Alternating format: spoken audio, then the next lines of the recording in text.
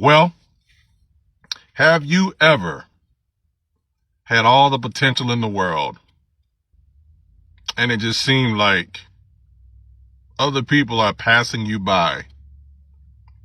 And you're like, what am I missing that they're doing?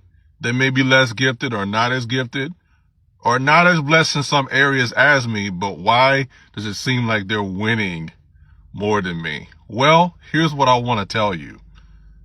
We have to look in the mirror and face what we missed. We have to look in the mirror and we have to own it. Own it. That's what I want to talk about for a few moments right now, about own it. Yes, I know some of you may think I'm talking about own it as a home, own it in what you're believing for as a promotion, but I'm talking about owning it in terms of responsibility, owning your part in the decisions that led to what you're experiencing right now. Own it. I remember the mistakes I made in the past, right? I got excited to start, but I didn't always execute and finish. And there were some mistakes that were made, right? And I'm one that I don't like to make mistakes, but I understand that in order to grow, there will be mistakes that are made. There will be times when you try to walk that you'll slip up and you'll stumble and fall. But here's the thing. It's not always how hard you get knocked down. It's can you get back up even when you're knocked down? Can you really make the decision even when it feels like I don't want to get back up again? Can you own that you missed it? I've learned and continuing to learn, the more I grow in my relationship with the Lord and the more I grow and mature as a man and grow and mature even dealing with people, that it's best to own it rather than to blame others. Because if we continue to blame others, we will stay stuck in a situation longer than intended, right? But when I take responsibility for my part and I own it, now I'm humble enough to realize that I've got to receive some insight from some other people that God's ordained to help me get back up, right? That's the beautiful thing about being connected to the right coaching and the right mentorship, because you're connected, hopefully, to someone who wants to see you succeed and win even much more than you do yourself. Right? Now, you got to put in your part. You got to put your skin in the game. You got to want it too. But here's the thing. When you have people around you who love you enough, care about you enough to keep you accountable, care about you enough to be like, hey, let me pull you to the side. Let's see how we can do this particular thing very well or better than we did. That's much more effective, because if you try to build and try to do great things alone, it could be good, but you really can never be great unless you connect with other great people who can help walk with you to accomplish what it is you've been chosen to do. And even getting through the mistakes, getting through the consequences of the mistakes, it's going to take people that are willing to walk with you and even willing to love you, even in spite of the mess that was made from the decision that was done. Right? And we just have to say, look, we can't always say, it was never my fault, but there are times we have to say, yes, I did. I messed up. But I believe that when God connects you with the right people who love you for you, they realize that, yes, your mess and may be messed up right now, may be on Front Street.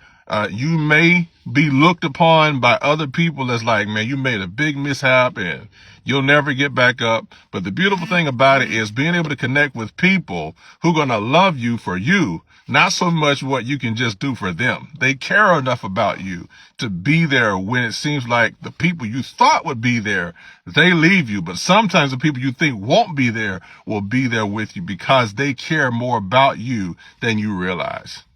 But I'm saying it all starts when you learn how to own it. Own and take responsibility for you. And owning it also means being honest, right?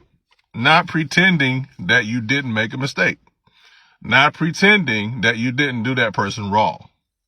Not pretending that not pretending that you have it all together. In fact, men, we can be very proficient at this, pretending that we don't have any wounds. We don't have any kinks in our armor, right? We don't have any stab wounds, even emotional wounds and mental wounds and trauma wounds. We can try to cover that up to look strong, right? But a lot of times that can be a cover because we're making the appearance that is, we look like we have it together, but we're externally, right? We're big, we're strong, we're muscular, right? But on the inside, we are just torn up, right? And we have to own it. We have to own that, yes, I'm hurting right now. Yes, I don't know what to do. Yes, I don't know how I can actually make it to the next step, even make it to the next day, maybe the next minute, because of what I've been through. It's causing me to really doubt my own efficiency. It's causing me to really doubt my own confidence, right? It's causing me. So because of that, we have to realize that we're not an island. Somebody is there, or somebody has been sent to help us. So owning it means I've got to take responsibility for it. Owning it also means I got to forgive me. We can forgive other people, but have we really forgiven ourselves? That's something really to think about. Because if you haven't forgiven yourself, then it could be that you're continuing to walk in guilt of the past that you've never allowed yourself to really be healed from. Okay?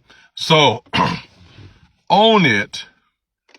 I'm not saying own it to get empathy and sympathy from people, but I'm saying own it because that's the starting point of the journey to turn it around for you. And a lot of times owning it means going to the people that you didn't do right, right? And look, don't feel like you're the only one. Even the people that you may have done wrong, they've made mistakes too. I used to think that I was the only one, because I messed up. No one else in the world messed up like I did exactly in this way. But I found out that there are people who messed up a lot worse than I did. Right? So, but how I responded to the mess up. Did I come out better? Did I ask God for forgiveness, to repent? Did I forgive myself? And then on top of that, that means owning it means apologizing. Right? And you could be right. But sometimes I've learned in being right, even when I wasn't the one that did the wrong, I'm letting it go so that I can move on, right? And when you own it, also, it helps you become stronger, because when people talk about you, and they will talk about you, you have the ability to be like, yep, I sure did. I messed that up. I certainly did. I did, right? And I'm not going to play like I didn't. But what I've learned when I've taken responsibility and I let it go, I ask them to forgive me, right? And whether they do or they don't, it's on them. But I've done my part to own it. If they don't want to talk to me again, that's on them. But I've done my part to own it. Right? What are you willing to own so that you can step into what's been designed for you? That's a big thing. It takes a lot of courage to do that. But when you do own it, now there's a weight that you can feel relieved from because you did your part. But here's another part about owning it. Can I go further? Here's another part about owning it that we must understand. I'm going to shift the trajectory of this as far as owning it, and I'm going to say, I didn't own the fact that I am an entrepreneur. I was so used to building other people's stuff, right? Even being a part of other organizations' mission, which I'm for supporting other organizations in the mission if that's what you're assigned to do. But here's the thing. It's like The problem is when you allow what other people do and what their mission is, and you get so caught up into it that you really ignore the mission that God gave you. Now, I'm not talking about being selfish. I'm talking about being a person that, yes, wants to help people, but don't become so blind and so loyal to something that you forget your assignment. And because I didn't own it, I was indecisive. And so I held on to things longer because that's what other people wanted for me to do. But it got to a point, and I had to make a decision even recently, where I walked away from something. Because what I'm doing now, the assignment God gave me to do, is taking up so much more. And I made a decision to walk away on yesterday. So it's interesting when you make a decision to focus and really be attentive and walk away from something, all of a sudden, it seems like people come up with offers to try to get you to stay. And now they tolerated you when you were all in on what they had you doing. But the moment that you had to step out and be like, you know what, thank you, but it's a different season of my life and I've got to go on. I can't continue to hold on to this, because I did that. And what I didn't realize was the more I kept that door open, the more indecisiveness kicked in. So I was in between two rooms at the same time. But I really wasn't as connected. I really wasn't as focused as I should have been, because I was too distracted trying to be loyal to something that really wasn't my assignment. It was really temporary training. And the truth is, I thought in being a part of that, or whatever I was part of, in order for me to be successful, I had to make a certain amount of money in order for that to be the lesson that I got it and it was time to move on. But the truth of the matter is, I got the lesson, even though the money, I didn't make as much money with it, but I learned so much from it that it helped prepare me for even my assignment that I'm doing now, which is helping people with identity leadership transformation. Yes. Winning from the inside out, living life on purpose and not by accident, not compromising who you are in God or even copying the marketplace just to be relevant. No, there's so much in you that makes you different, you unique. So why would you want to settle for a cheaper version of someone else? But here's the thing. I had to own that for me in order to help people like you. I had to own the identity God gave me so that I could see the authority He gave me, which is the gift, in order to unlock the assignment and bless others that I'm called to. I'm telling you, when I say own it, I'm not just saying own it that you missed it, but I'm saying own it in the fact that there's greater that God has for you, but you can't keep going between this opportunity and that opportunity. What looks great, what looks good, but it's not God. You can't keep going in between that. And people will try to tempt you to make you think that the only way for you to succeed is to do their thing. You see, they try to make you believe the only way you can win is if you do what I'm doing. The devil is a lie. They didn't make you and they can't break you. But the truth of the matter is, when you own it, now you can step into it. You see, I can show up passionate like this because this is who I am. I am that speaker. I am that connector. I am that coach. I am that leader. Yep. And I am that prophetic message. Yes, I am. God, I am a creator.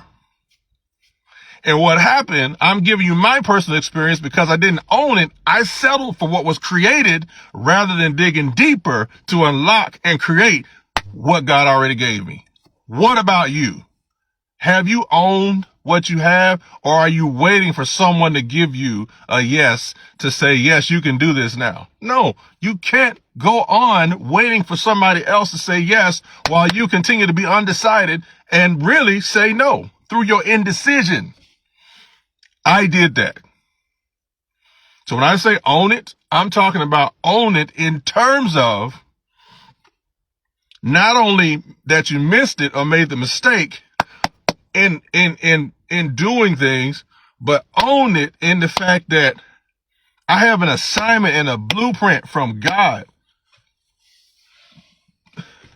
And I can't waste time chasing what he didn't give me. I don't have time chasing something that's not my assignment. For some, yeah, that could be entrepreneurship for you. For others, it could be intrapreneurship for you, where you're part of a company or organization or a ministry, right? But this is why it's important to know what God's assignment is for you. Not settle for people to give you their preference and their opinion of what they think of you. Are we clear? I hope this is helping you. But you got to own it. We got to own it. You know why? Because we're in an age now where things are changing so fast, and it's so easy to get swayed with this thing and swayed with that thing. It's so easy to get lost in the distraction. We're so caught up in the distraction that we're lost in not knowing who we are. And because we don't know who we are, we're allowing the distraction to distract us from the uniqueness and the life that God's prepared for us, because we haven't owned it. And lastly, I'll say, owning it, when I don't own it, I don't trust the one that gave me the gift. When I don't own it, I don't trust God who gave me and entrusted me with the gift that he saw for the vision he had for my life to work through me. So because I don't own it, I not only hurt me, but I hurt the people who could be blessed through me. Own it. Because here's the thing. If you don't own it, you will continue to be owned by those who own what they believe.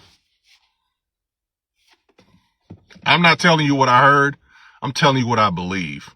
I'm telling you from experience right now that I had to lock in. I had to own it.